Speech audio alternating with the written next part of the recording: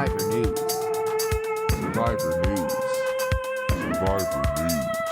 Survivor News. Survivor News. Survivor News. Survivor News. Survivor News. Survivor News. Survivor News. Survivor News. Survivor News. Your baby boys are back. Welcome back to Survivor News, Season 46, Episode 1. I am joined by Jelinaky. You might remember him from The Circle, Season 1. Jack, welcome back to the podcast, Season 2. Two. Yeah, I don't know if you noticed, but I don't know if it shows, but my name on the call right now, Jelinaky. I don't know. Hold on, wait, I see it, but let me see if we can. There was a lot of comparisons. We're gonna have to talk about it. Man, I'm so excited to be back. There's always a feeling. I told my friends when we were watching the opening last night, it's like when that first shot comes in, it's still every day, every time it's just goosebumps. So getting to talk about that with you guys, I'm so excited. Yes, well, let's get in the baby boy, one half of BWP, Brice and Wendell. You might remember him from Winners at War, First Merge Boot. When DZ Holland was popping. That's my intro. That's what they remember me from. That is what they remember you from. Yes.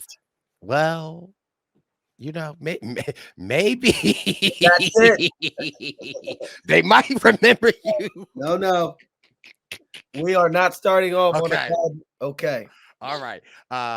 Before we get into all of the things, what's up, Purple Pants Posse? We're so excited to be back. But mind you, Wendell, when we were driving back from New York today, what was I saying? Non-stop of the non-stop of the non-stop.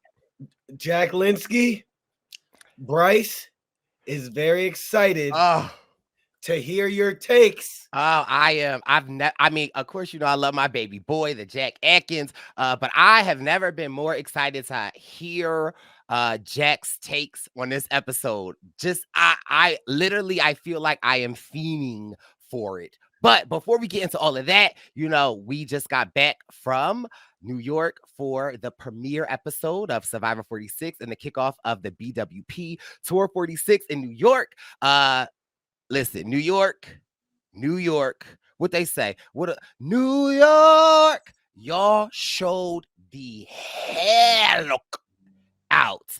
I mean, it was our biggest party to date, biggest energy to date, the biggest love, it was just so many amazing people. The energy truly in that room was haven't felt like that since maybe I went to my premiere party a decade ago and Kageon. Like, it was legit amazing. Shout out to Sari. Shout out to Mike Turner. Shout out to the Squid Games. Shout out to Derek Frazier from Big Brother. Shout out to all my amazing race people. Shout out to Greg. Shout out to Morgan. Shout out to Corey. Shout out to Brooke. Shout out to the new season that will be airing next week. Shout out to all of them that pulled up. Shout out to Team Philly on the buddy game. Shout out to Johnny Fairplay. Shout out to Eliza.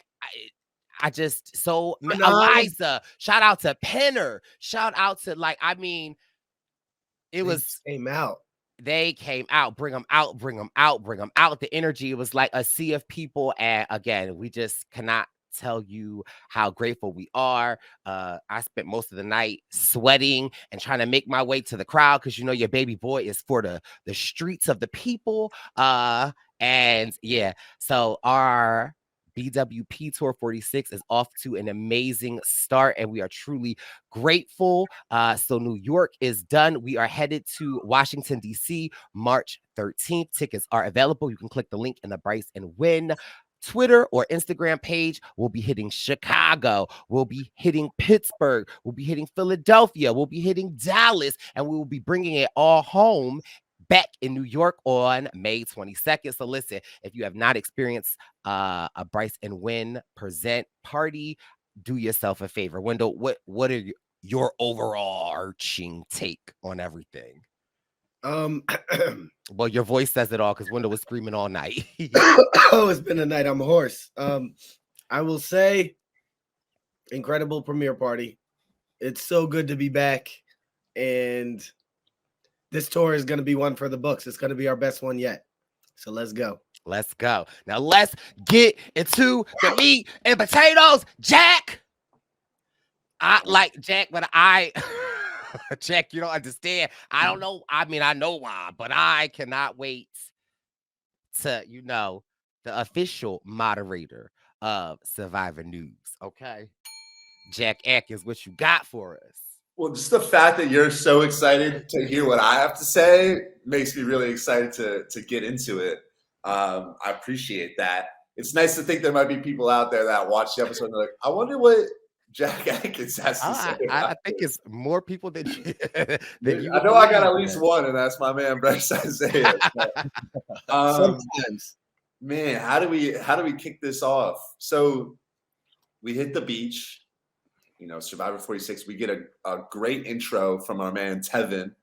And we see some other clips of people coming in, but we hit the beach. And they said Tevin Angelo. They said he sounded like Maya Angelou in that intro.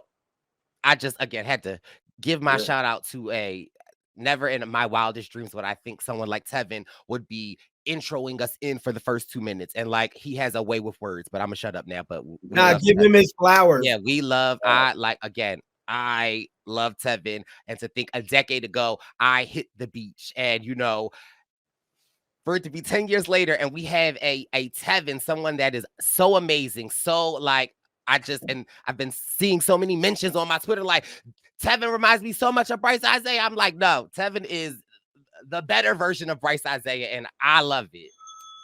Okay. I can never say a better version, but he's definitely doing his thing. We're definitely robbed of a Tevin Jelinaky link up, the alternate universe of Brice and Jack. But yeah, we hit the beach. Just to recap the tribes, we got in orange, Nami, Hunter, Brandon, Tevin, Soda, Liz, and Venus. We got wearing green, Siga, Ben, Charlie, Tim, Jem, Maria, and Mariah. And then wearing purple, we got Yanu, Jelinaky, Banu, Q, Kenzie, Jess, and Tiffany.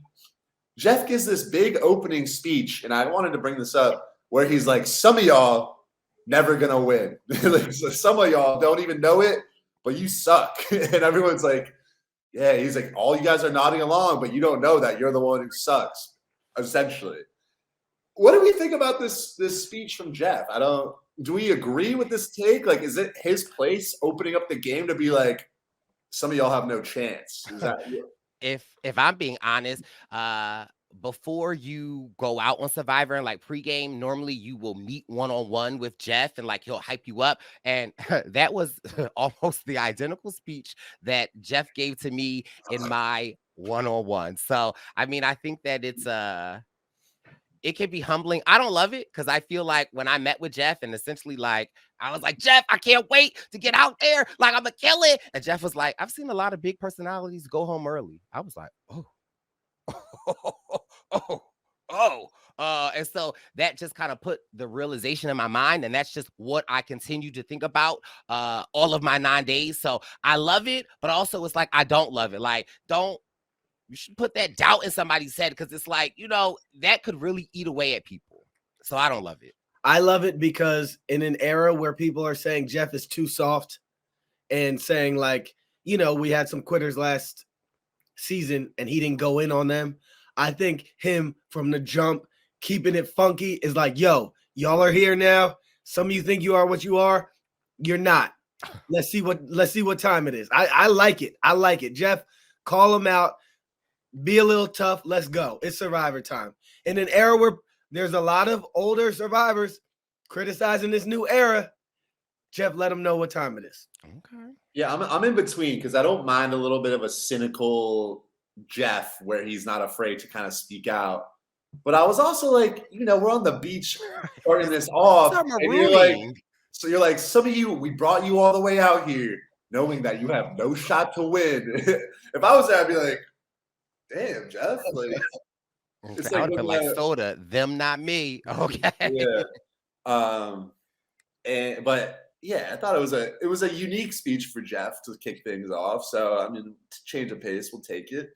And we get to this opening challenge.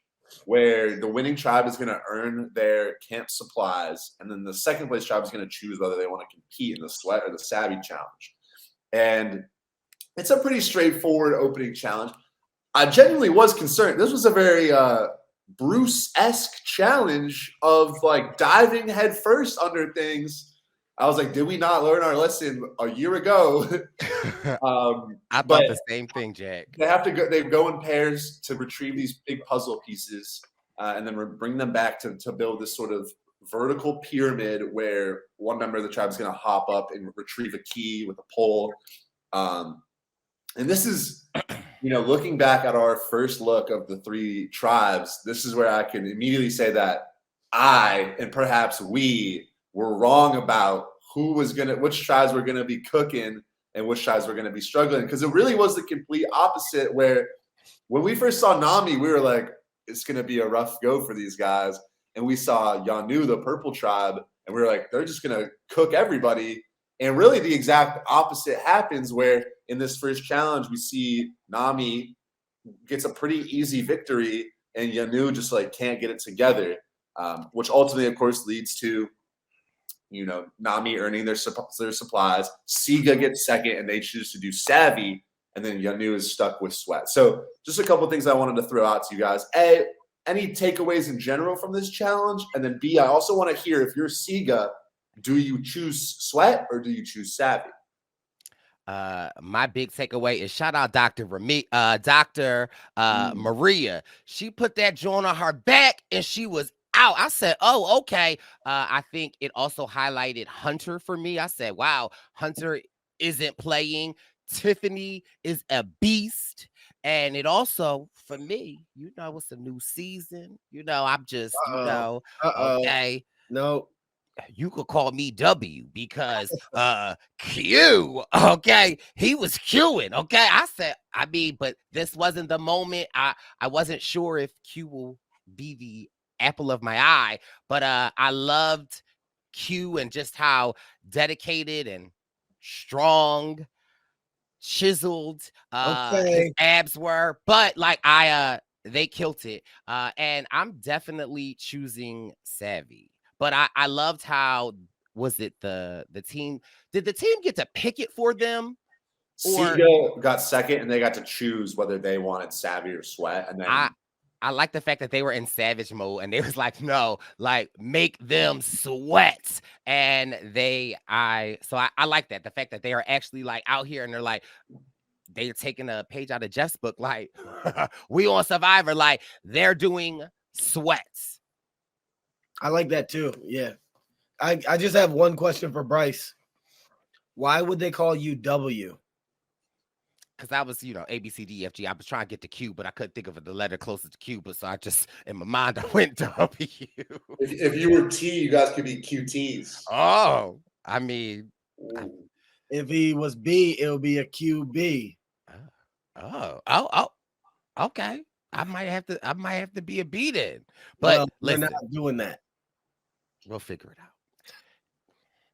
out. So let's fast forward to Sweat, Jack. Yeah.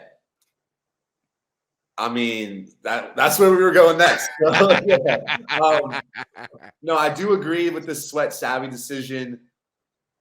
For me, obviously out there, it's important to have your supplies, but savvy, it's like, if you don't get it, you don't get it. You tell your tribe, we didn't figure it out. It is what it is. Sweat, it's like, if you're gonna get it, you got to work for 4 hours, and it's gonna be a grind. And if you don't do that, as we see, it does not look good. Question. So when people say several, what normally is the number that you generally think of? I was excited to talk about this. I actually do think now, this is going to be a multi-part answer. When I think several, I do think 7, but give or take, a few. Like if 9 people were coming to the function, you said there's going to be several people here, I'd be like, okay, that makes sense. Or like 5 or 6. But when I think, a few, I think 3. When I think a couple, I think 2. When I think several, I think around. But not in Jelinaky's defense. When it says you have 4, this task will take several hours. You have 4 hours. I wouldn't be like, but the challenge is supposed to take 7. Like, I would just be like, okay, that is what it is. I was confused on that math. I don't think ever when someone, hey, who's coming? Several people. I don't think I think of a specific number, right? And it's definitely the number that I land on is definitely not going to be 7. I think of when people say several, I think anywhere between like 2 and 10. Well, maybe 4 and 10, but Yeah, I just don't land on 7. This was an interesting discussion to have with people because I always have thought that it's about 7. You know, so if they say it's going to take, but it ain't 2 or 3. Yeah, right. When DZ might say, "Hey, Perp, come to my house. We gotta build this shed." It might be several hours. I'm thinking, I would think like 5, 6, 7. Okay. Yeah, but he said the word 7 is in several. Well, I mean, if you think about the root of it, it's sev, which is 7. So what's in the root of a few? I mean, I'm not saying every Okay, word. I'll just try to Yeah, I understand mean, the you think about logic. like a couple is 2, you know. So it is But a couple. we know that. We know a couple is 2. Yeah. We know, generally speaking, a few is what? 3. But okay, I'm just saying the way I've always thought about it, and this isn't even me being a Jelinaky defender. So my next question is, if that is what you thought several hours meant, then why won't you just say 7 hours? Well, I'm not, but for me, I don't think several means exactly 7. That's just sort of the ballpark that I put it in. For you. Yeah. But say Brice, if I told you like I have many people coming over, around how many people would you think I meant by many? That could be even more than several, if you ask me. Yeah, so you have like an estimation, right? So I think several. I think it could be 5, 6, 7, 8, 9.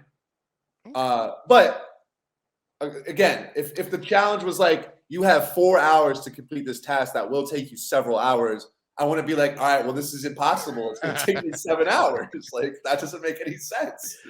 Yeah. So no, and then diving into this whole sweat challenge, they get in about an hour 20 in, and mind you, but we get an hour 20 in of Q.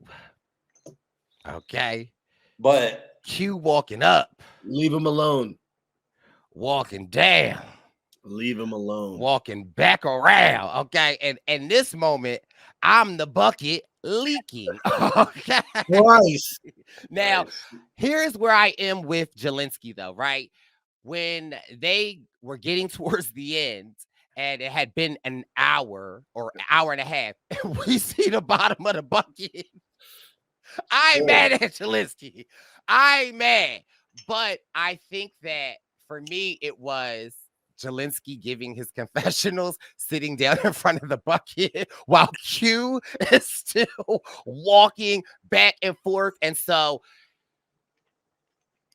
yeah, I would love to just know like your thoughts, Jack, on Jelinaky quitting. Yeah. No, I think I get in theory, say we got 2 hours in and our bucket was a third of the way full.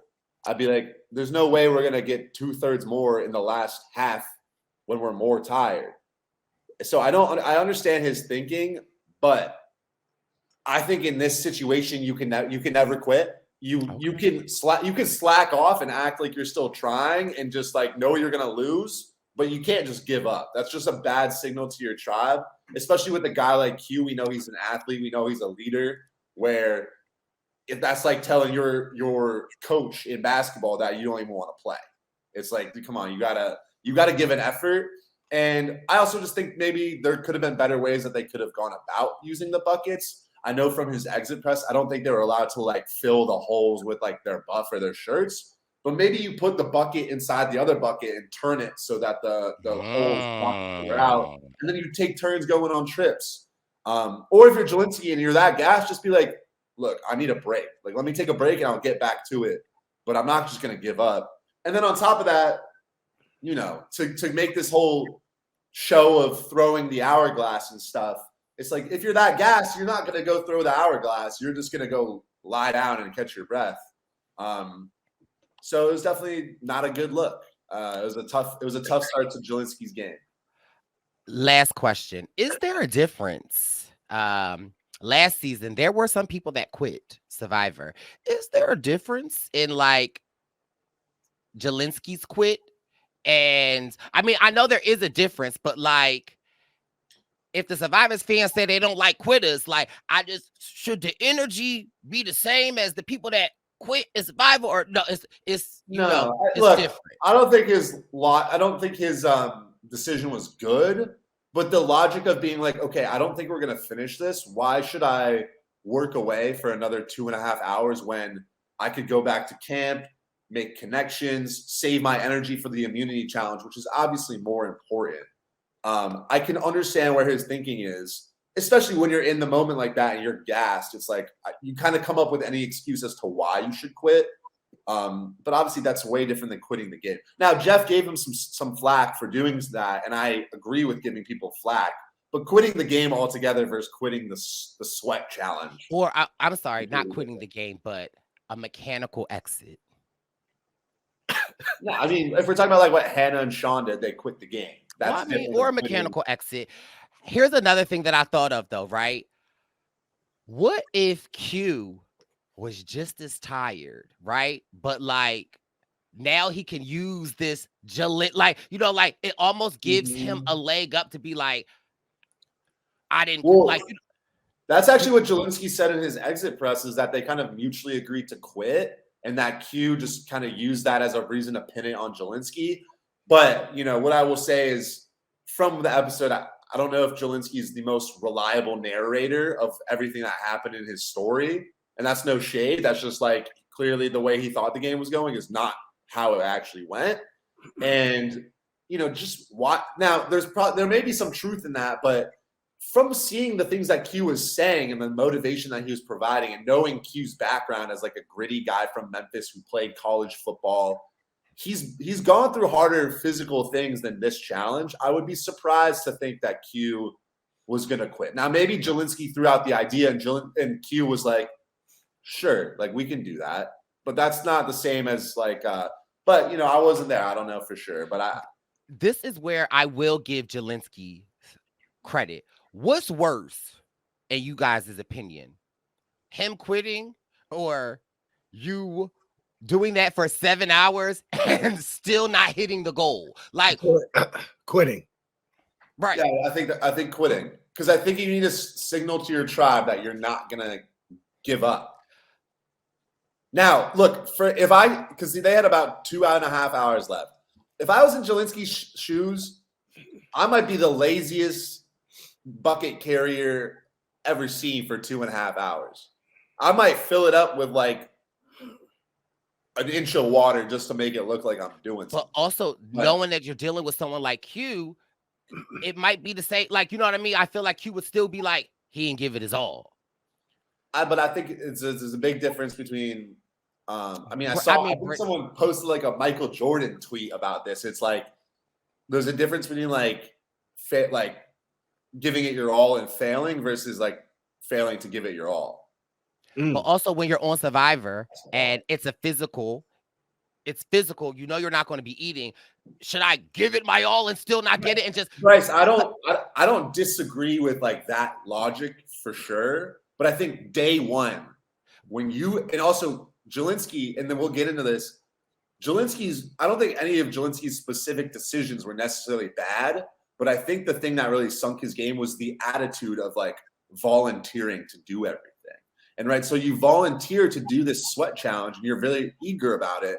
And then you come back and you're like, yeah, it's been like if I went back to camp and Jelinaky came back an hour later, he's like, wasn't for me, man. I just feel like, dude, why you said you could do this? Like, but if he came back 4 hours later and he was just dead tired, I would be like, all right, man, like you tried your best. And it's one of those things where it's like, okay, you might have failed. For me, when it comes to volunteering and challenges, if you're volunteering, you want to make sure that there's nobody else that thinks they can do it better than you.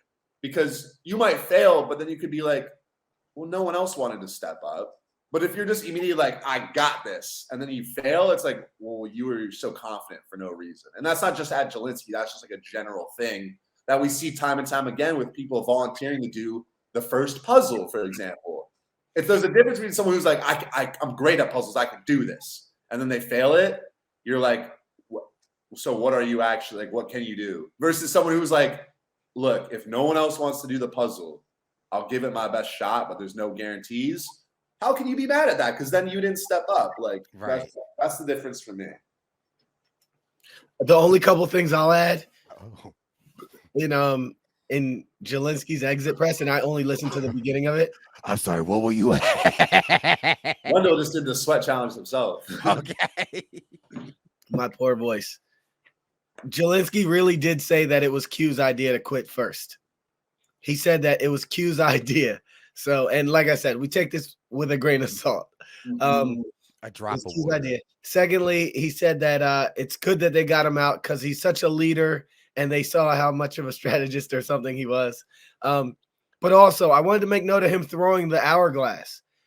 I remember at Ghost Island when I would be using like these big puzzle pieces and just like toss it down, Jeff would always say something like something like about the art department or like, yo, you're messing with these people's art. When I saw Jelinaky throw that and it shatter, I'm like, oh, they're gonna be mad at him. Like, Yeah, even if it's not said on the like if we don't hear it, art department, Jeff, that's like disrespectful. And it's like you're breaking something that they worked hard on. So for sure. The powers that be are going to be mad at you also. Yeah, it's bad. And especially for a guy like Jeff, who we know loves the hourglass. I mean, Jeff is probably like, we were going to use that at the merge. That's Erica's. Yeah. I mean, and we see like the rest of the episode, Jeff gives Jelinaky a lot of flack, which whether that's because of that or not, there definitely could be some sort of correlation.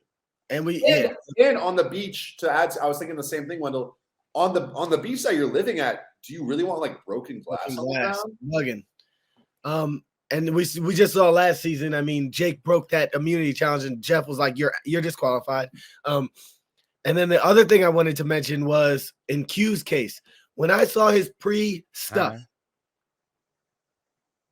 when I saw his pre-game stuff, I'm like, this guy sounds too confident, almost arrogant, almost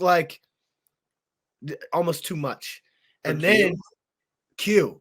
And then when I saw him with Jelinaky and how he was motivating Jelinaky and how he was, I'm like, Q is used to playing sports. This guy is very good at a lot of things, but he knows how to work with people and motivate people. So I took my opinion of him at first.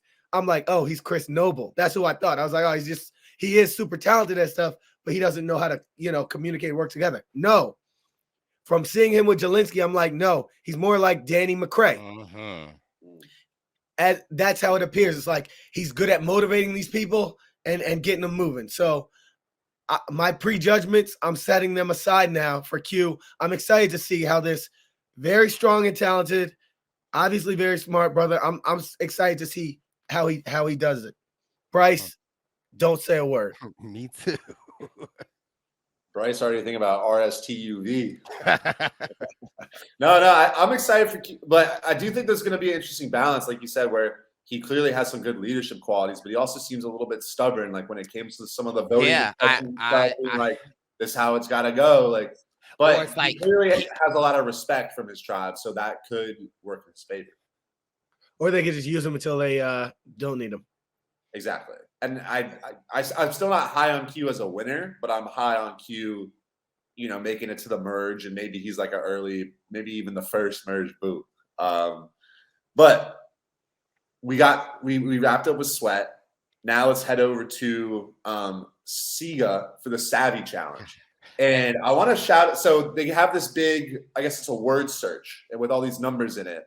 And they cross out all these numbers, I want to shout out my guy, Zach Wurtenberger, because I was watching the episode with him and he was like, well, there's too many numbers for it to be the combination. I bet you it's the letters that they didn't use spell a clue or a word. And then lo and behold, that's exactly what it was. All the letters that were not crossed out, left to right, top to bottom, spelled out like dig under the key or whatever, dig under key or dig under lock. And that would have been the trick to figuring it out.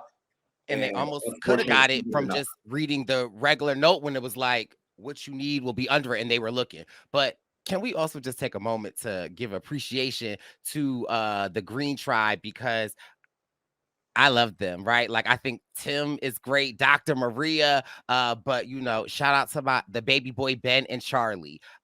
Seeing them together and work through this, and just Ben raging through it, and shout out to my dyslexia, and just I'm team Ben over here, and I'm definitely team Charlie and Jem, but I just seeing them work together was interesting. And even though they didn't get it, I liked how they still kind of work together as a tribe. It's like, we'll become a duo. Like, we didn't get it, but it's very clear that Ben is going to be a shining rager on this season. He's gonna be shredding. I'm high on Siga. Like, I got my green buff on right now. I'm representing them. I got my overalls. I'm representing my dog Ben. Yeah, I'm excited to watch them. Tim is a Morehouse man, like Jem is Guyanese. Like, this is the tribe I'm rooting for. Charlie is a Swiftie.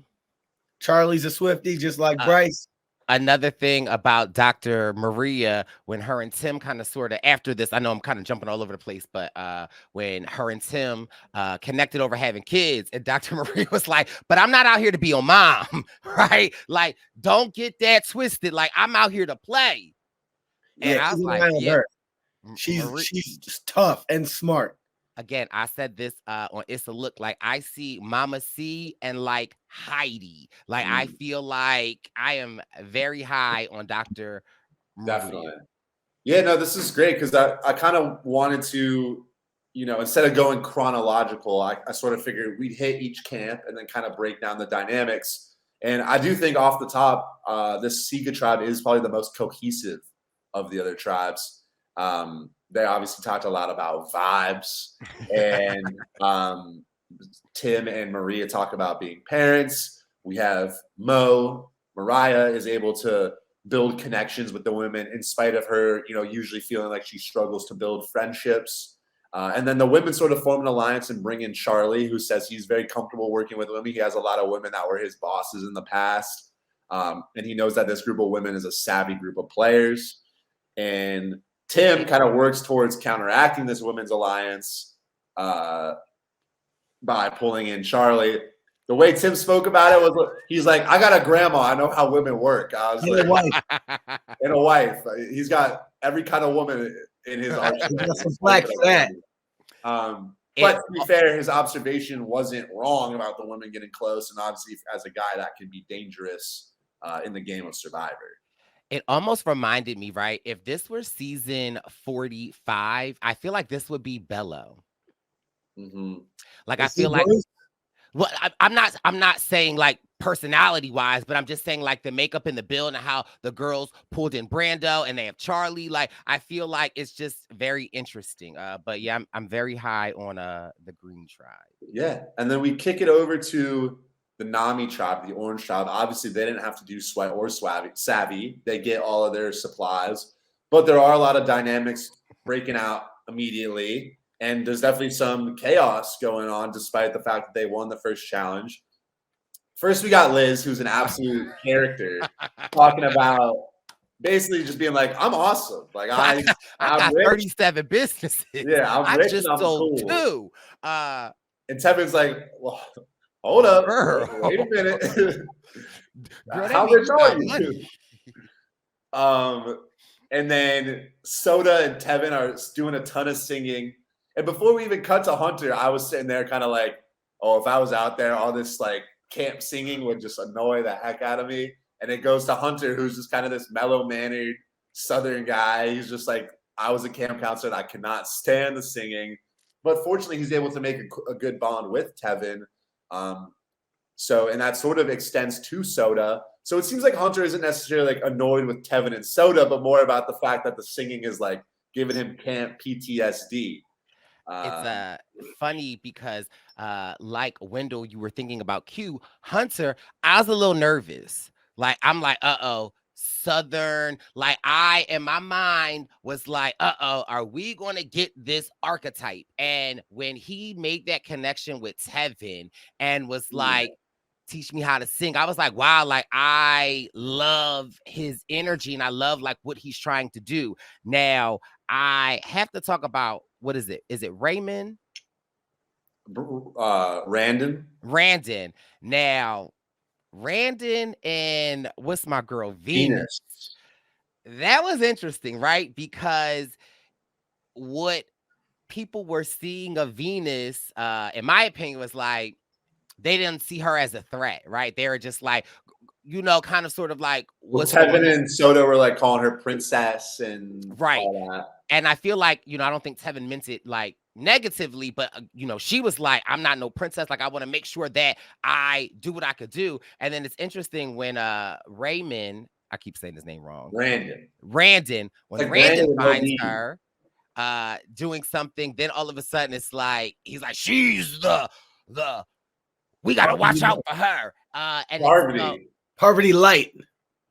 So that was very interesting. And so also Soda, right? Like when he brought that to her, in my mind, if he would have brought that to me, I'd have been like, okay, like he said a name, I'm going with it. Like, you know, I didn't say a name, but you know, her Sodar went off, and I love the way that she didn't take the rookie bait, right? Because again, I think if I'm out there and somebody comes to me saying they don't like Wendell, I'm like, well, let's get Wendell out. But instead, she like flips the power, and I'm like, Soda, we got to watch her. Like, she's a player. And I loved how she flipped that and was like, instead of going with what he's saying, let me give this information to her, and now I'm building an even more right. Like, also the way that he almost brought it to Soda was like, we got to get her out, right? And it's not really like asking for Soda's advice. And so I feel like the way that Soda went about it to Venus almost makes Venus a little bit more like, it's more collaborative, in my opinion. Yeah, absolutely. And I want to say I'm very interested in watching how Venus plays, because I think she's attracting a lot of like interesting perspectives on her that can shape the game. And I also think she's going to be an interesting player. For instance, I think like the fact that a couple of people said they were calling her princess in the pregame. That's an interesting like perception and statement to make about someone going into the game. That I think, you know, I wouldn't really say to anyone if I was in the game. It's not even meant as an insult, but it sort of seems a little bit underestimating. But I did think, I remember seeing Venus react to that. Basically, she was like, so they said I was like princess. So obviously that means I'm at the bottom of the tribe. So now I have to make some crazy moves. And I was just like, that is a wild jump to conclusions. But the fact that she's like willing to just like take something small like that and be like, all right, I gotta work. I gotta do some sneaky stuff.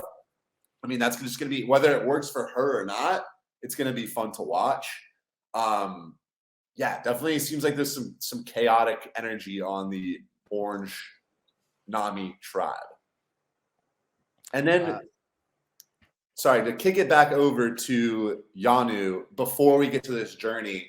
Obviously, we talked about the sweat challenge, but I wanted to break down their dynamic a little bit as well, where we essentially have Kenzie sitting in the middle of everything with people coming to her, wanting to work with her, even having conversations with Jess, despite the fact that Jess isn't really seeming to want to give her that much. She bonds with Jelinaky because they have matching tattoos, which is kind of wild. She immediately clicks with Tiffany. They get along with Q because they respect kind of his work ethic. So Kenzie seems like she's really going to be at the epicenter of this tribe and steering things. She makes an alliance with Tiffany, Q, and Jelinaky because that's kind of who she gets along the best with. But obviously, we'll see how that shakes out. We got to show love to Banu. He is a Purple Tribe favorite. Love his energy. Love everything about him. I feel like he's strong. He's emotional. He's smart. And I love how he's able to kind of sort of weave himself into the tribe without really making it seem like he's trying to make alliances. I think for me, the most relatable person here is Jess, right? Like, I don't know. It's something about her that I feel like at times, although most people see this big energy, I'm introverted and like awkward like her. So I respect her so much when like they're asking her like, oh, what should we talk strategy? And she's kind of like not unsure and in her head. I really like that. about her, and I just like her being honest and sharing that. And of course, obviously, I love Tiff. I think Tiff is amazing. I think that her energy is top tier. She's smart, and she wants to play. Like, you know, like not trying to play the fence. Like, I didn't come out here for Survivor. And I love that about her. I love Kenzie. I love the fact that she's able to realize she's the nucleus, right? I think that that's a very important skill. I think most people want to be the nucleus, but I think recognizing that you are the nucleus is something really, really, really, really, really smart. And, you know, Q is Q. And I like, you know, I love me my Jelinaky. I just have some critiques for Jelinaky because my Jelinaky. Well, speaking of which, now we get into this journey, and Jelinaky immediately just like once again raises his hand, says, "I really want to do this." Everyone's like, "All right, you got it." And then we see the other tribes go a little bit more democratic with it. Nany actually uses the shot in the dark to roll, to see like the die to roll, and Tevin ends up getting his number called. And then over on the Siga tribe, Mariah and Maria do rock, paper, scissors, shoot, kind of assuming those are the two that kind of wanted to go. And Mariah wins that. So, Jack, I'd love to know your thoughts on Jelinaky raising his hand after the savvy, after the sweat. Like, please give me your analysis on that. Yeah. So I guess this is a good time to dive into sort of the overarching issue that I think Jelinaky's game had. Because when I look at his individual decisions, whether it's the sweat decision or the journey decision where like he loses his vote, or you know, whatever, so on and so forth, I don't think those specific decisions are like undeniably bad or like inarguably bad decisions. But I think the issue with his game, right, watching sort of his post-game interview is like, or even sort of Adam Klein tweeted about this, where it's like, Jelinaky was super unlucky because all these chips did not fall his way in these different instances. My argument to that would be the reason Jelinaky encountered so many variables that did not go his way is because he constantly put himself out there. And when you're a player like Jelinaky, who on paper looks pretty physical, is fairly social in the sense that he's like getting along with the people on his tribe like Banu and Kenzie, the way to go and F up your game is to go volunteer for all these things that could go wrong, right? Because at the beginning of the game, if you're in a position where you're potentially an asset to your tribe and challenges and you get along with people, you're not usually going to be someone who's going to get voted out. So you don't really need to like go win an extra vote or this or that.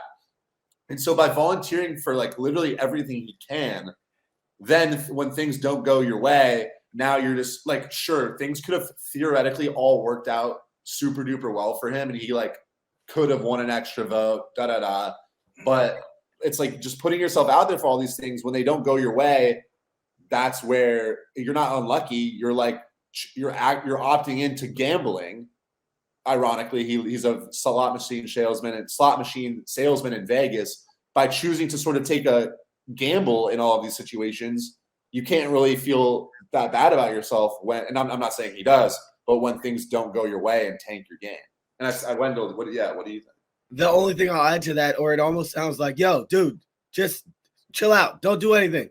You're allowing yourself, like you're going to give them a reason. If you would have just not done anything, someone else would have looked good or bad, but you'd still be the tall, young guy that might be good in a challenge.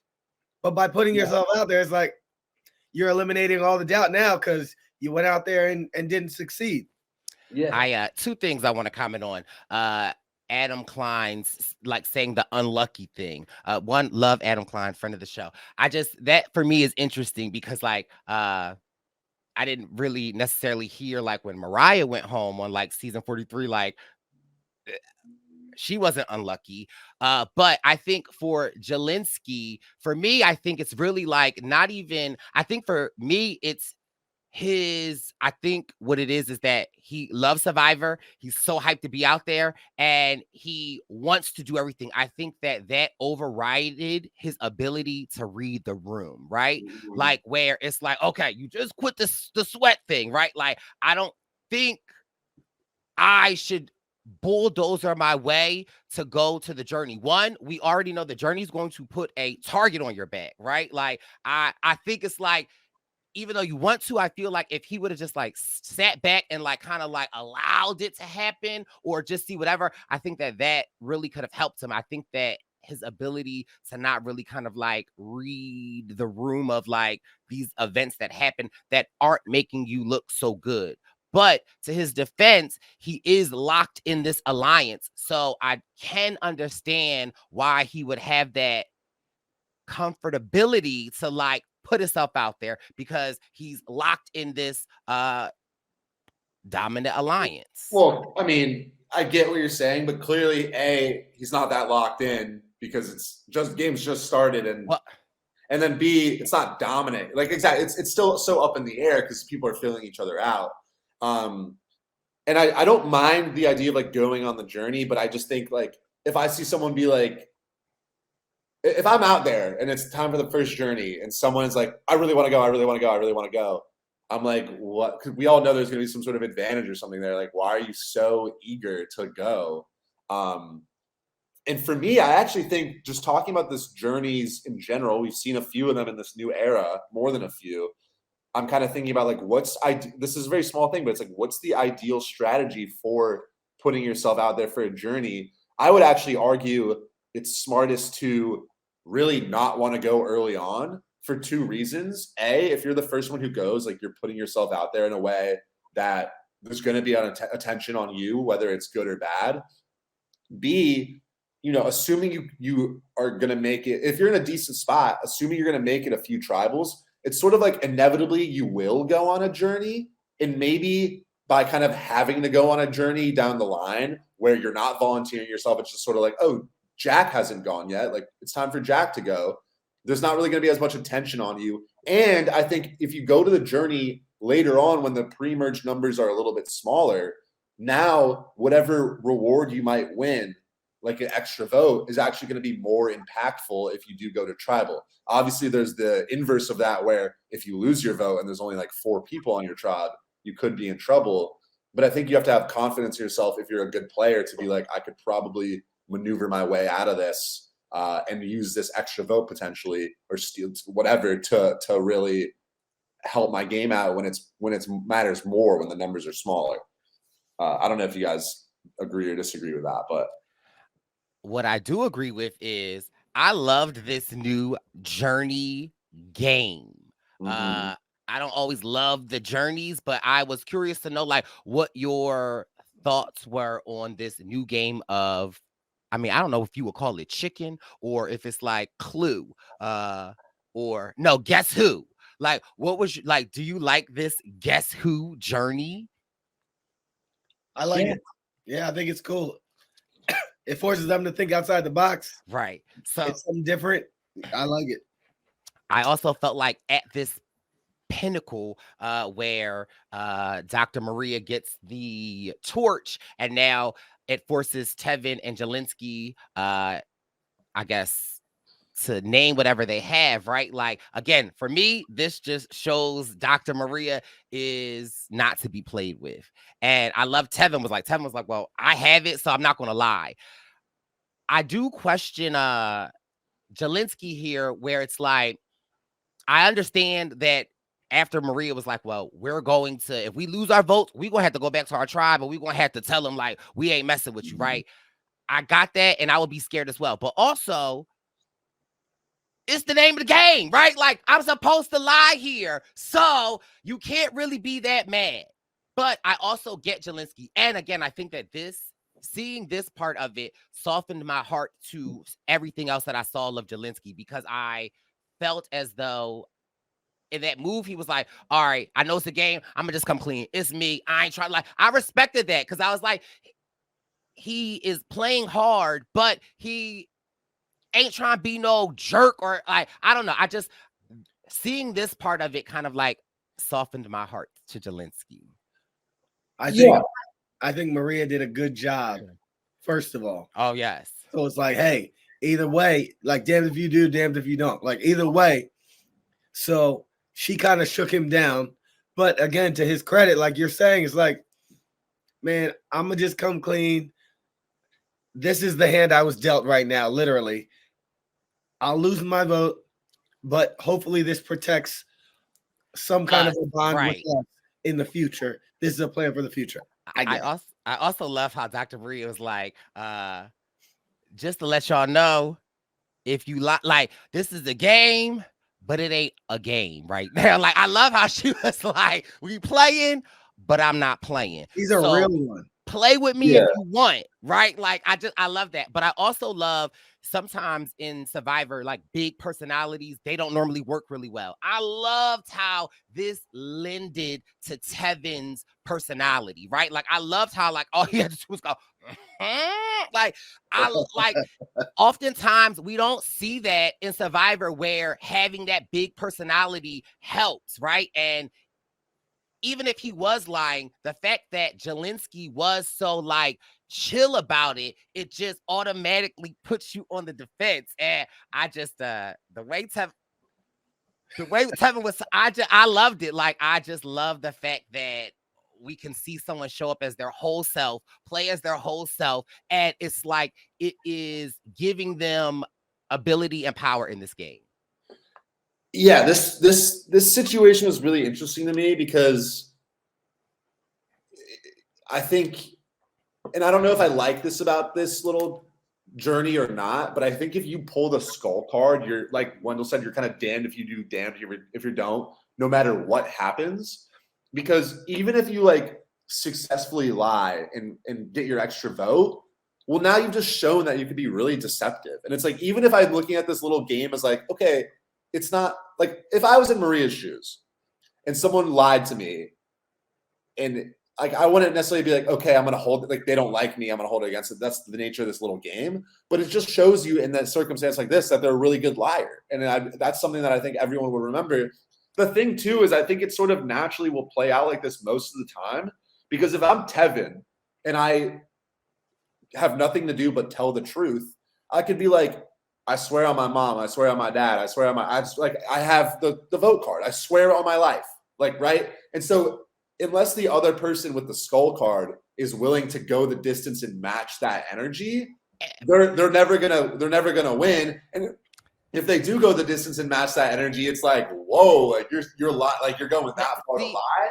And so I think going into it, the best, and sorry, Brice, I know, I think the best move is to kind of do what Jelinaky did, but earlier sort of be like, look, I like you guys. I don't want to lie to you guys. I have the skull card. I don't want to I don't want to be dishonest with you guys. I can lose my vote, and I want you guys to get extra votes and hope that we can work together down the line. The issue that he went wrong with, and we'll get to this in a second because I know Brice, you want to chime in, is how he delivered this news to his tribe. I agree with you there. But Brice, what were you thinking? No, I was just saying that, like, I feel like almost the exact opposite, right? Like, I feel like my game in Survivor was cut short because, like, I was not thinking about my game. I feel like here, if this is what they saying, I just met these people. Like, I'm sorry, like, I'm going balls to the wall, right? You know what I mean? Like, I'm going in. I get you, but right, say you do that and you succeed. Now Tevin and Maria are gonna be like, you don't succeed. Now Tevin and Maria are gonna be like, damn, he really went like. But to my argument, my comeback to them, what do you want me to do? No, but look, Brice, I know I'm not yelling at you. I'm just saying, like, that's for me. I'm thinking like, look, if I'm in Maria's shoes, right, I'm gonna be like, even if I'm super understanding, which I think me, Jack, as a player would understand it. I would, even if I completely understand why you would lie, I would still be like, but damn, he's a good ass liar. Like, he just got me. And it's day one. I'm like, he just got me. That's something I'm going to remember with me all game. Even if I don't take it like personal, I'm just going to be like, damn, Brice is a good liar. But I hate the fact that James Jones is always popping up in here. But James Jones, I had to drive home with James Jones and we were having this discussion, right? And in order to win, you have to play to win, right? Like if you don't play to win, you're not going to win. But when you play to win, you might go home, right? But I think a scenario in episode 1 like this, you don't have to go out of your way. True. I agree, but I'm just saying, like, me getting out there, like I'm lying balls to the wall, but getting it smart. But again, I also think that Jelinaky, like you were saying, it's the reading the room, right? Like, and now, first of all, I'm going balls to the wall because I know what at home is like, right? I know I just messed up the balls. I know I just bulldozer my way here. So it's like I need to go balls to the wall. However, even if I don't go balls to the wall, I'm with you, Jack. The only thing that Jelinaky, when he got back to the island, he should have said that like they got it, like he fought for it, and they guessed it right. Yeah, that's all. Yeah, because child, the way Tiffany said, well, I mean,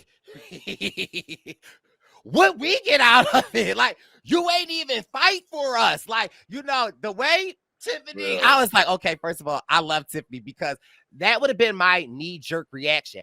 But I also hate it because it's like Jelinaky, he came back and delivered it honest and was like, hey guys, like, and it sucks because it's like you delivering it honest, like almost pisses us off. Like, this is when you should have lied. Because you think about like, hey, if we swap, now both the other tribes have an extra vote and then you don't have a vote, like that just screws our tribe over so much. And now, again, I don't think Jelinaky did anything wrong, but but it was also his reason, like, well, I figure if I'd rather two people keep their votes than one. I was like, no, Jelinaky. And he's like, I don't want to piss people off, which is like, that's fair, but I actually don't care if you piss people off because you're not me. Like, so you have more favor with the other tribes than I do, and you gave them ammo. Like and I think that ultimately speaks to why they decided to go home, because right now Jess is sort of not a relevant factor in the outcomes of this and I don't mean that in a bad way. It's just like she's just sort of in her own little world. She's not gonna like necessarily like tank anyone's game. But this is a moment where Jelinaky like volunteered and then down the line really could hurt the rest of the tribe. So that's kind of why I see now. We'll get to this argument of like, do you keep Jelinaky or not later? But I think the argument that in the 3 days he's been here, he went and gave the other tribe 2 votes. Like he's actively working against us. You kind of want to snip that in the bud. So and he's so chill about it. Like he's so chill about it. Yeah.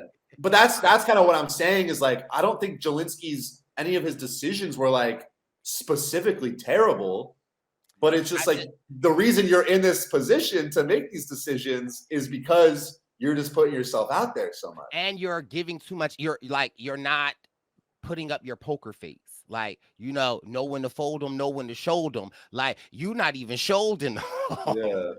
So, but again, it's weird because it's like initially going into it, first of all, like, I've met Jelinaky before, so it's like, it's nothing but love. And so I had very high hopes for Jelinaky, and seeing a lot of this unfold, I was mad. Like, I was like, Jelinaky, baby boy, what is you doing? But I think that as the episode progressed and I got to kind of see more of his personality come out, I got to kind of see that like, he might, I feel like he's like I'm vanilla baby, like Jack Harlow, right? Like I feel like he is this gamer, right? Like, and he loves the game of Survivor, but also it's like he's a happy-go-lucky, like truth-telling, good kid. So it's it's so hard because it's like Jelinaky. Yeah, and he's young, man. Yeah. I mean, Jelinaky and I are about the same age, so he ain't like, he's not young. You could be his parent. Not too much. No, that's why I feel I don't. Yeah, like haven't met Jelinaky as well. I'm a Jelinaky fan. What he brought to this episode, probably the most iconic first boot of the new era. And so, and like I said, I don't think any of his decisions specifically were like terrible, but it's just sort of that attitude he had where he comes in as a young fan who's so enthusiastic, but he's also fighting like, oh, I kind of want to be a good guy. And he's just trying to get this whole Survivor experience in 2 days. That mentality that leads to this snowball that sort of builds and builds and builds, and is the reason that he went out. And let me just tell you this. If I was Jelinaky, I would want to some of them producers, because why would y'all sit that man down there and give him some of those like this is going to be the epic. I'm going like, I was like, why is y'all doing my man like that? And it's like, I mean, I get it and I understand it, but like the way when they had him say they're like, this is going to be, I'm going to control this. I'm with it. I'm like, why would y'all play in my man Jelinaky's face like that? It's because he broke that hourglass and messed up the Bro. I'll tell you what, we had the opportunity to meet him, and I was high on this dude. He walked right up to me in my event and said he was talking trash about basketball to me. I'm like, first of all, I don't know you, young man. So I'm like, oh, homeboy, like with that confidence, this man's gonna win. And also, in that very same vein, Wendell, right? Like I spent a lot of time observing Jelinaky, right? And I remember telling you that I remember him like at our finale, he was like peered up against the wall and he was like enjoying watching the people's reaction of the show. And I remember saying to that, like, I was like, I love like his energy. And it's so funny because it's like, I feel like literally those two energies are what we saw on the show of Survivor, like where he's like hella confident, he loves the game, but he's also like so humble and loving. But all right, I know we got to keep it moving, but you know, also we just want to give the baby boy Jelinaky, because at the end of the day, I like this guy. I know my voice is jacked. I like Jelinaky. I like somebody that will walk up to Wendell and talk trash. You know, I like somebody that plays basketball. I like this person. And then I saw his pre-press, how he was like, Dom should have won, da. So I talk trash, but I like the guy and I'm excited to see him again. And I'm going to talk mad trash. Oh, yeah. No, he's been a great sport about it in his exit press too. And that's, I know this guy can't beat me at basketball now for sure. I can't wait to see him either because there's not too many people. But imagine he comes out to hoop and he's just like can't make a lay. Like, no, 100%. He's just like he'll be airballing. It's not too many people I could say, Jelinaky, I've made it farther in the game than you. I still feel like Jelinaky might be nice at hoop though. So he might be. I mean, but what I wanted to go into just before we get to the immunity challenge was Tiffany finds this beware advantage, and it's really, you know, kind of cut and dry. Is it's not really going to activate until they lose a challenge. So she's sort of sitting on it. But my initial reaction to that was like, I think this might be the nicest beware advantage in the new era. And maybe that's a hot take, but I'm like, oh, I don't have to worry about it till we lose a challenge. Like, I'm chilling. And the fact that you don't have to worry about it till you lose a challenge probably means that, you know, given you've lost a challenge, you're about to go to tribal, it's not going to be as difficult to acquire. So for me, I'm like, okay, I could just kick it till we lose a challenge, and then I'll probably be able to find my idol, knock on wood. I think that's like a good situation compared to some of the things we've seen in the past where it's like, you know, even last season, you got to go through like multiple steps to find it, or you got to use like different phrases to activate it. And you have to rely on basically other people to help you. Now it's just like, okay, if we do happen to lose, I probably got an idol waiting for me. Which is, can we, in hindsight, talk about the Beware Challenge where you have to get on a boat and sneak to the other tribe? Like, can we, like, I think that is so stupid. Was that what, did Brad do that? That was such a fun That was one. like Carolyn's season in them. Like, they had to like sneak over to the other tribe to get the key and come back. I think that was Brad. I remember Brad in 41 having to do that, where he like, remember he like stuffed his body he stuffed his clothes on the beach or something. And then like had to yeah. I'm glad that they pulled it back. But also, again, I can't shout out to Tiffany because like I keep telling y'all, it's the Beware advantage, it's gonna stay there. Tiffany was like, no. I love how hype she is about playing Survivor, and not just hype. Like, she got actions to back up her hypeness. She's willing to go that mile. Like, and she has Kenzie with her. She's kind of sort of riding. Now there's this twosome, and she's like she's not scared. Like, I love that, because I would be a little scared to do all of that. I love that about Tiff. Duo, Kenzie and Tiff.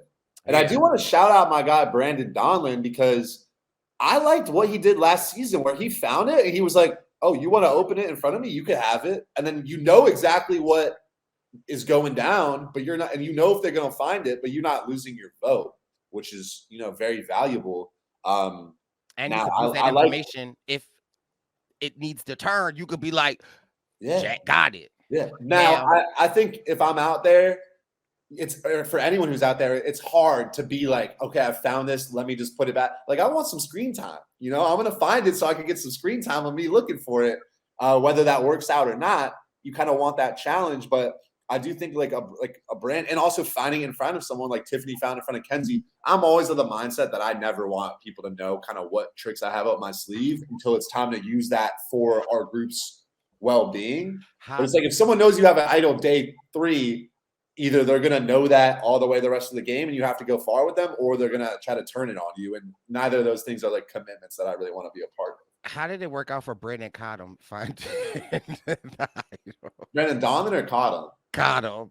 Well, he saved himself travel number 1. I mean, I know, but no, do you remember who was the young lady that saw him and then tried to switch it up on him? I think Maddie.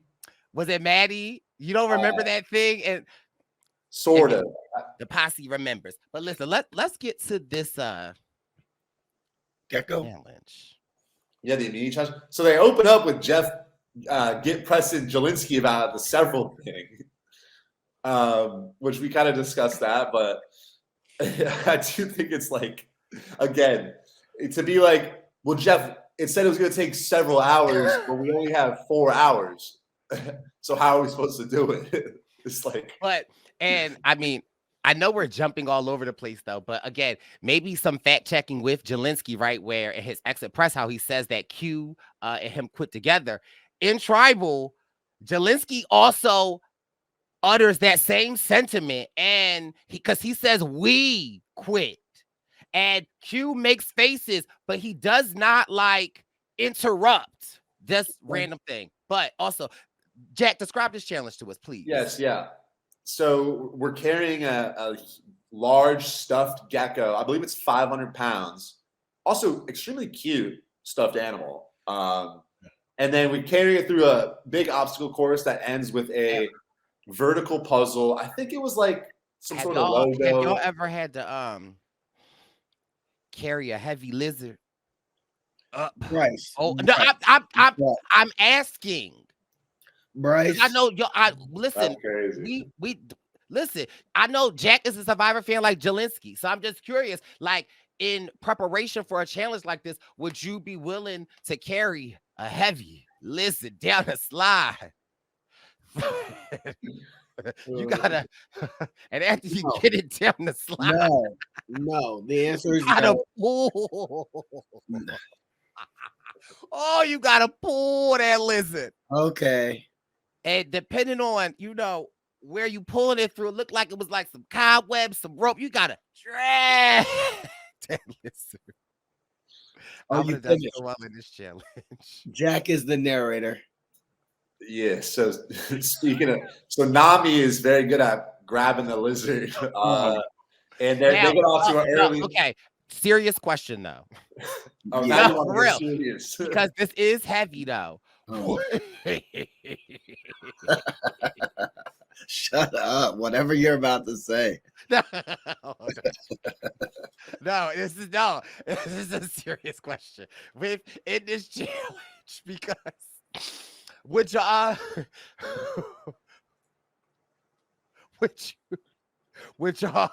like to get it over the hump? Would you grab the lizard by the head? I know you're semi-serious. No, you got to push it up from the back because until you get most of it over. Because when you're just grabbing the front, it's not gonna. You can't just grab the front. Both of y'all. You can't just grab the head, Jack. You can't just and expect full extension. What is going on anymore? Get me off of this pod. Okay, sorry. Okay. Sorry, this is a universal conversation. So, Are we still talking about a challenge? yeah, a lot of Survivor fans. And then so the lizard is No. Jack, you were so saying Miami gets off to an early lead. They're able to keep the lead, and they cook on the puzzle and kind of take down first place pretty easily. Siga gets there next, and Yanu gets there a little bit after. And honestly, Yanu was just struggling. I mean, Jess was a little frazzled. Jelinaky was just like, okay. So, all right, gotta stop you here. Now, given everything that has transpired in this last day, thank you. Yeah. do you think Jelinaky should be up here doing the puzzle? Even if even if you can do the puzzle, Jack, I need for you to answer this. Should he be the man up there doing the puzzle? Unless you know you're like Carson Garrett on the puzzles, then you should not be doing the honestly, puzzle. Again, I feel like, because I feel like Jelinaky this whole time was like, each one of these is going to be my Hail Mary. If I could, if Jelinaky would have came back from the thing with something, it would have been like, and now he actually needs it. That's right. If he could do it for sure. But that's what, for me, if I was out there, the only time I'm volunteering for a puzzle, unless everyone else is like, Jack, if it's a slide puzzle, then Jack, I'm volunteering you, because Jack is real nasty at a slide puzzle. That's what I was gonna say. If it's a slide puzzle, I'll volunteer because I know I can do it. Anything else, I'm not stepping up unless I need to. Jack was moving that thing. I was like, oh, but either way, right? It's like Jelinaky is the last person that should be at that podium. Even if you can, it's like, just take the heat off of you. Even if your tribe has to lose, good brother, take the heat off of you. The fact that Jelinaky is up there, and the fact that Jess is cooking him, the fact that he is handing Jess puzzle pieces. Yeah. Kenzie was like, yo, left.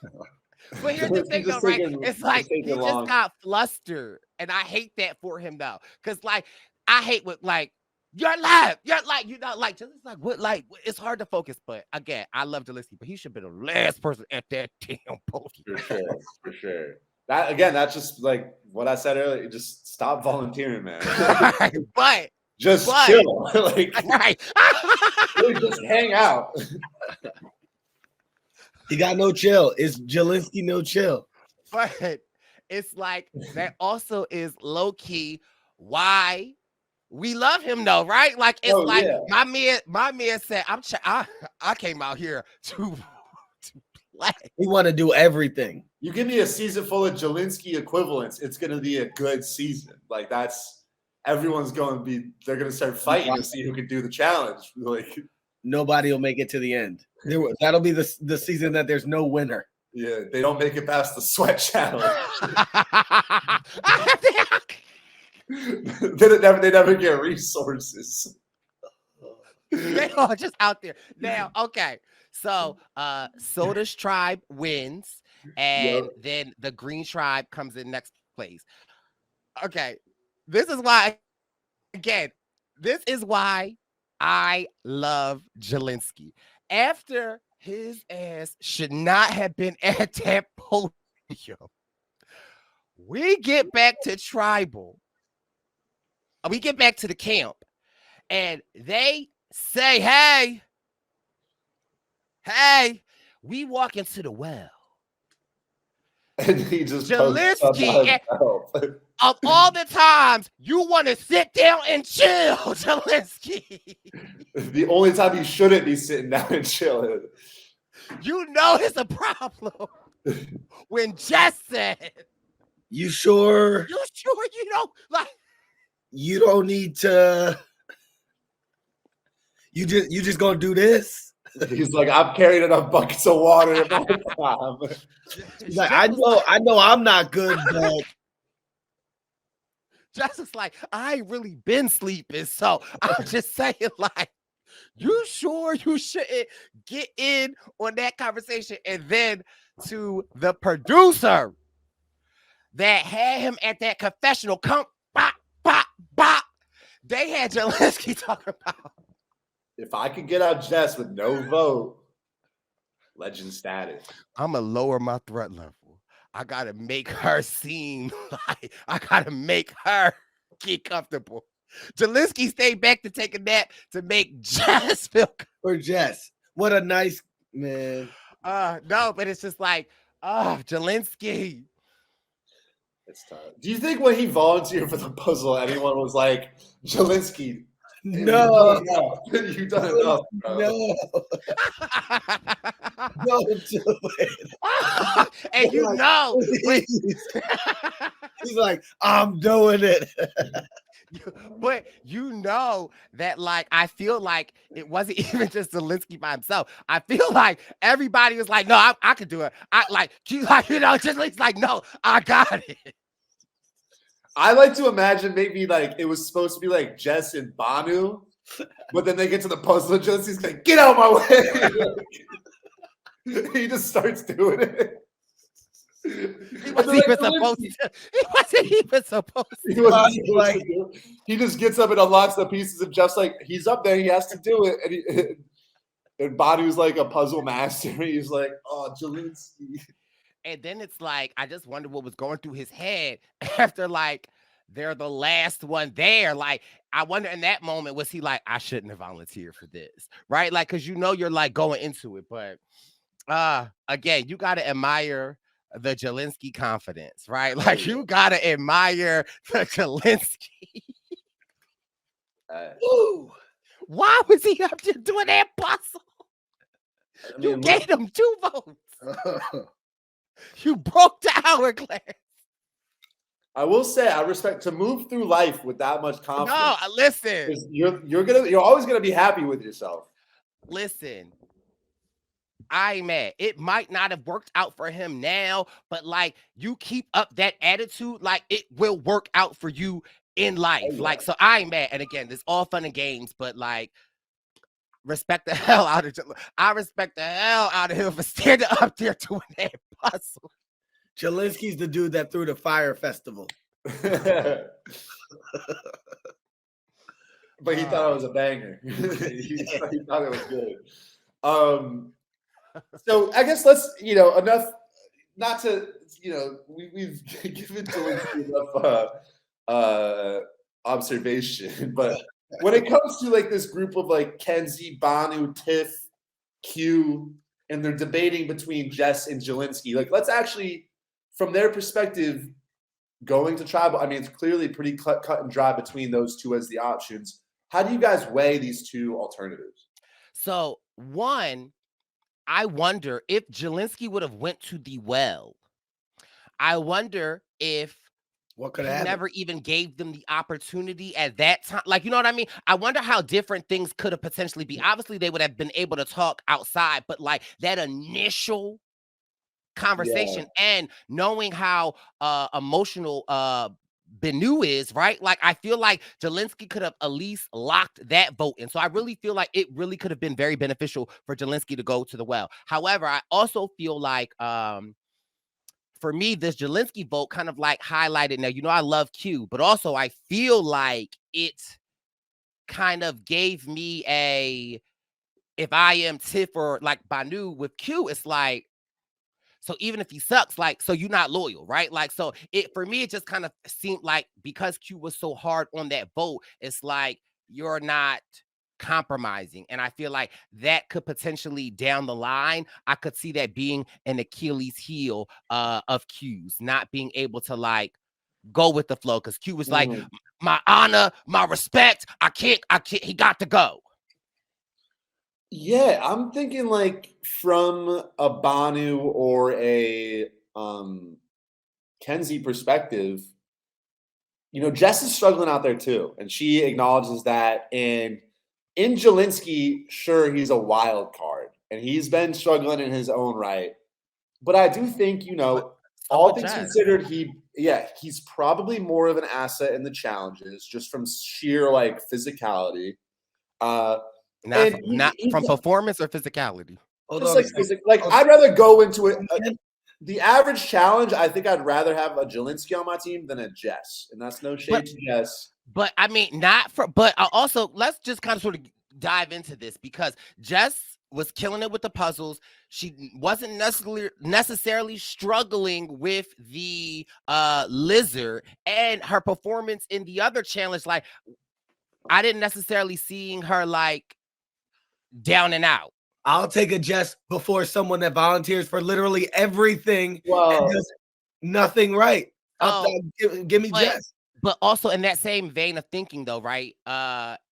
Would that be awesome? Would keeping a Jelinaky around somebody that will volunteer that can't do it, like, is that a good shield for No. you? Kind of. Okay. Well, okay. Independent of the more important debate for me too is that it's if I'm a Kenzie or a Bonnie or whatever, even a Q or a Tiffany, Jelinaky seems like he's pretty comfortable in the solidity of our alliance, right? Like he just goes and he posts up. He's like, all right, my alliance got me. I'm not going to scramble. Now, Jelinaky going in the game talked a big game about like stabbing people in the back, but that's always going to be a factor of like you have to lay a lot of social groundwork. And what we've seen right now is that he's got his group and like that's his group.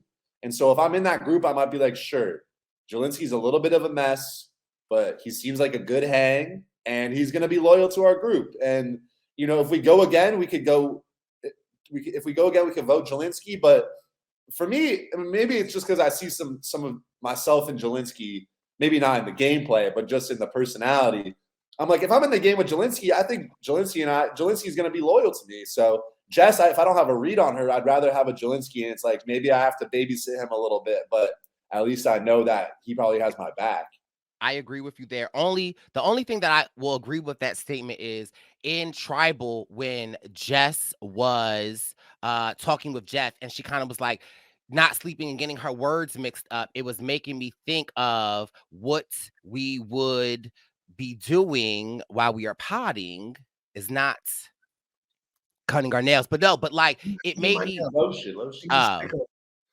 it made me a little nervous to be like, well, if you're struggling just with surviving, I would get worried like long term down the line. Like if it gets too rough, will you potentially quit or will you kind of like be a wild card? So like I'm with you on that, Jack, where it's like I can see the concern with a Jess as to why she would be a bigger target. But I also feel like Jeff just didn't do Jelinaky any favors in Tribal either.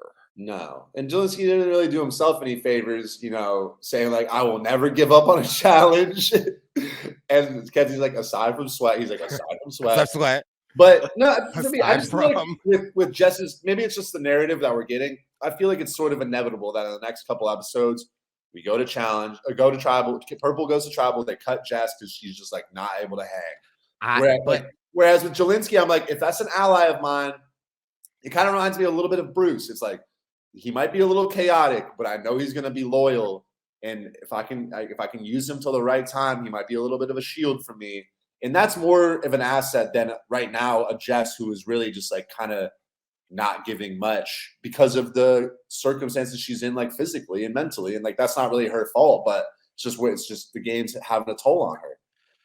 If anything, for me, the original breakout, it made me look at Kenzie like she's playing a numbers game because she wanted to keep Jelinaky despite it all, right? And like, they didn't want to tell Kenzie about Jelinaky because they knew she probably would give up the biggest fight. So for me, that just kind of illuminated Kenzie like she's loyal, she understands the numbers, and it just makes me like, okay, I see where she's going. Like she's trying to insulate and protect herself. And she has this great relationship with Tiff. So it's like, that was just a tad bit that I had that I was like, okay, I see you. And I like that they were flexible into making this move because at the end of the day, the keeping or cutting Jelinaky is not going to be a make or break, but forcing one of those options and standing your ground, kind of like Q is, could hurt your game down the line.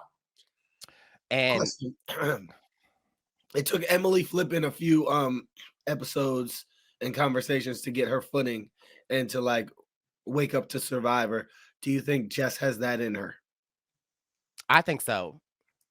I think she could, but the difference for me is that for Emily, it was never like a I'm really struggling physically and mentally thing. It was more of like a social, like she had to warm up.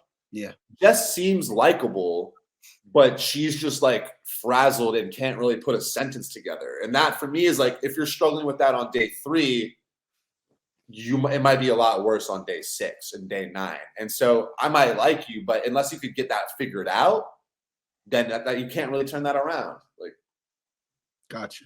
so I'm definitely, she was actually my first round draft pick in fantasy, Jess was. And so I hate to admit that I am worried for her, just because not because of her social game or her intelligence or anything like that, just for the fact that it's like, if your brain starts to kind of shut off on you, it's impossible to do well.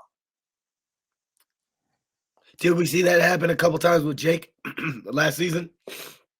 I don't think that it was more mental as physical. I think Jake was just more physical and like he was like not passing out. But I also feel like in Survivor or just I am worried for Jess, but I also feel like there is something to overcome. Like I feel like if she can get over this hurdle, I think she might be a force to be reckoned with. Yeah, I wouldn't count anyone out for sure. I mean, there's a reason everyone's cast is that they have that potential. Despite what Jeff says, I guess some of them can never win, but maybe he was talking about Jelinaky. We love you, Jelinaky. No, that wasn't even enough. Like, it's just like the person that's out. Maybe that's who Jeff meant, like now. But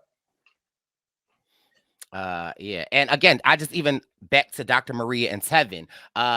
Their read that they got on Jelinaky, right? Like, I'm curious to see when the tribes come back next episode. I'm curious to see what their reaction will be if they get like a little 2-second confessional, because I feel like when he folded, they were like, they had a read on him. So I'm just curious to see what it will be like when they see that he has returned. But nevertheless, like I said before, in order to win, you have to play to win. And sometimes in playing to win, you do lose. The one thing that I can say about Jelinaky is that he played. He played.